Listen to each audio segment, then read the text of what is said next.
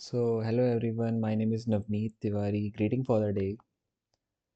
Red card में आप लोगों का स्वागत है और इस वीडियो में हम बहुत ही इंटरेस्टिंग टॉपिक पर डिस्कस करने वाले हैं।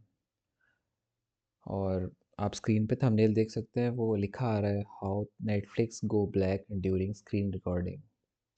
यार, आप लोगों ने नोटिस किया है, जब हम लोग व्हाट्सएप पे कुछ वन व्यू में फ़ोटो आती है, हम उसका स्क्रीनशॉट लेते हैं, स्क्रीन रिकॉर्डिंग करने का ट्राई करते हैं, या फिर हम टेलीग्राम पे ट्राई करते हैं, तो वो होती नहीं है।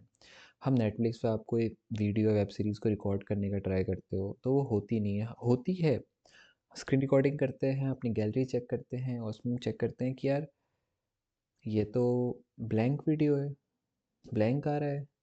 तो ये कैसे होता है यार? ये वो अंदर क्या ऐसा मैकेनिज़्म चल रहा होता है, क्या चल रहा होता है, वो कैसे होता है? तो आज हम यही सीखेंगे कि how Netflix go black during screen recording. वो ऐसा क्या करते हैं कि स्क्रीन रिकॉर्डिंग के टाइम सब कुछ ब्लैंक हो जाता है।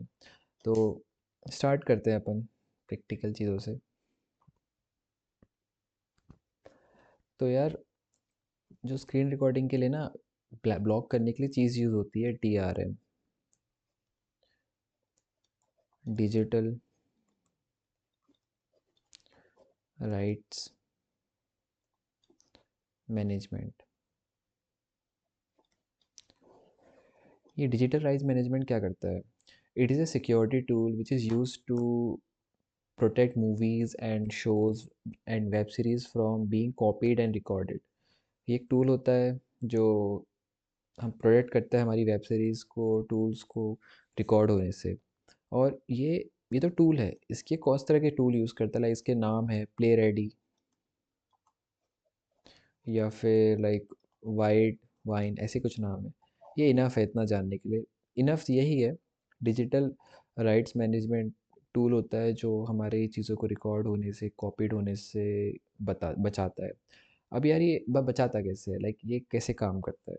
तो यार, जैसे ही एक्जेक्टली होता क्या है कि फॉर एग्जांपल हम अपने फ़ोन में हैं या अपने ब्राउज़र में हैं, जैसे ही हम स्क्रीन रिकॉर्डिंग ऑन करते हैं ना, लाइक स्क्रीन रिकॉर्डिंग को ऑन किया, तो यह करेगा अ, हमारे सिस्टम को बता देता है कि यार कैप्चरिंग स्टार्ट हो गई है।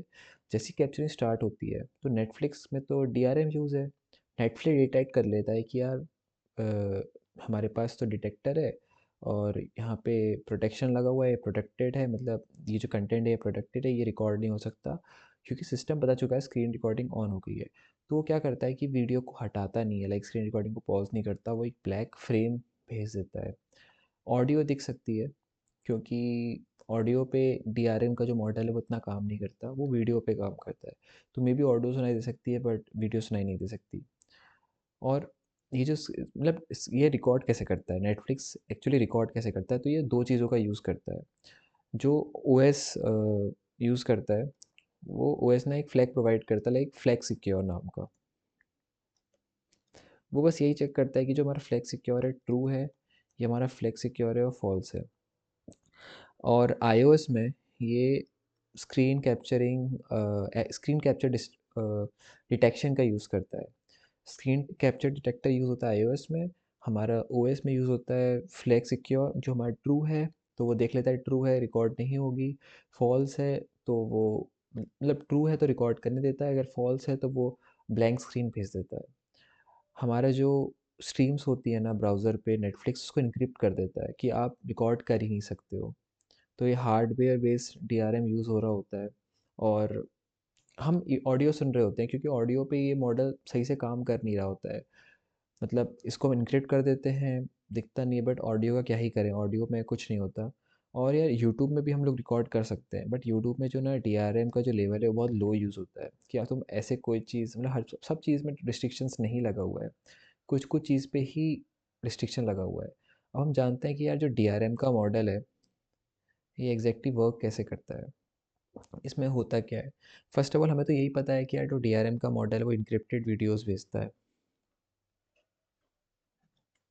ठीक है, वीडियो का इनक्रिप्टेड डेटा आएगा, कोई भी खचबच नहीं होगी। हाँ, हम क्या वो वीडियो के डेटा को देख नहीं सकते हैं? हम देख सकते हैं, बस हमारे पास लाइसेंस की होनी चाहिए, या फिर लाइसेंस रिक्वेस्ट होनी चाहिए।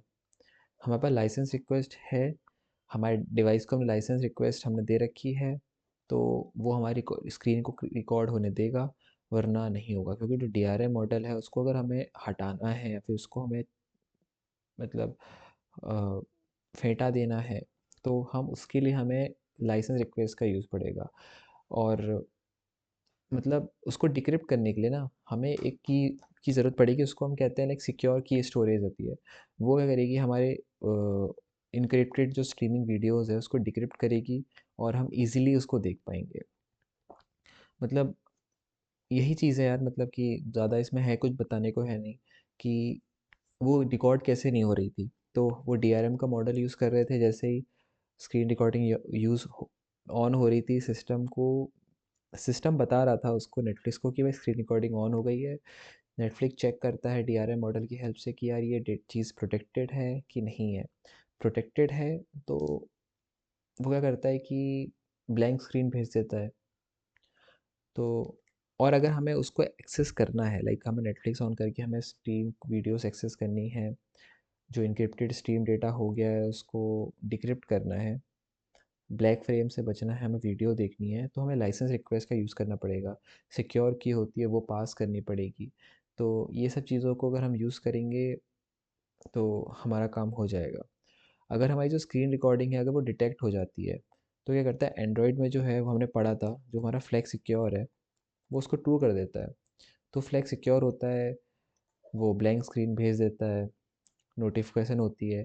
अब यार ये चीज़ होती है ना कि हमारे हम देखते हैं स्क्रीनशॉट्स भी लेते हैं हम कुछ चीज़ों में, वो क्यों ब्लैंक आते हैं? स्क्रीनशॉट्स ब्लैंक लेने का क्या रीज़न है? तो वो चीज़ देखता है कि जो कुछ फ्रेम्स में वो डीआरएम ही यूज़ कर रहे होते हैं। जब आप स्क्रीनशॉट लेते हो तो सिस्टम उसको बताता है, चेक करता है। सिस्टम हमारे हर चीज़ को भेजता है कि ये इसका स्क्रीनशॉट क्लिक हुआ है। अब वो बहुत फास्ट होता है, तो वो चेक कर रहा होता है कि क्या इसमें प्रोटेक्टेड है। प्रोटेक्टेड तभी होता है जब डीआरएम यूज़ हो रहा होता है। तो अगर डीआरएम यूज़ है, प्रोटेक्टेड है, तो क्या करता है, ब्लैंक स्क्रीन भेज देता है। और अगर डीआरएम यूज़ नहीं है तो वो हमारी फ़ोटो को दिखा देता है। तो यार यही है इस चीज़ के लिए, कि कैसे नेटफ्लिक्स यूज़ कर रहा होता है, कैसे नोटिफिकेशन जारी होती है। Actually DRM works by encrypting videos, decrypting it inside secure hardwares, like उस हार्डवेयर के अंदर कर देता है। तो हम लोग ऐसे एक्सेस एक्सेस नहीं कर सकते। जो हमारी स्क्रीन रिकॉर्डिंग की एपीआईज़ होती है उनको ब्लॉक कर देता है, ओएस के अंदर ब्लॉक कर देता है, आईओएस के अंदर ब्लॉक कर सकता है। हाँ, हम ऑडियो सुन सकते हैं, ऑडियो से ऐसा कुछ नुकसान होता नहीं है। बाकी I think that's all for this video, इतना कुछ है नहीं। हम लोग हमने सीखा कि यहाँ पे डीआरएम मॉडल यूज़ होता है, एक नया वर्ड डीआरएम मॉडल यूज़ होता है। डीआरएम मॉडल इनक्रिप्ट कर देता है जिससे हम देख नहीं पाते, सिस्टम रिक्वेस्ट भेजता है, वो डिटेक्ट कर लेता है कि ये तो प्रोटेक्टेड स्ट्रीम्स है। So I hope you understand. Next video में मिलते हैं।